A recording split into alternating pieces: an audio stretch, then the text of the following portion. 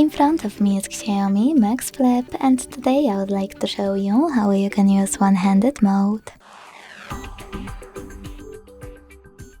Begin by opening Settings and scrolling down to access additional settings. Then hit one-handed mode. Use the switcher to activate it and follow all of those instructions. Turn on one-handed mode by swiping left or right from the center of the navigation panel. So when I do that, I can see that one-handed mode is working. If you want to go back to the standard size screen, you can always swipe up or click on this area at the top. If you want to turn off one-handed mode, use the same no blue switcher.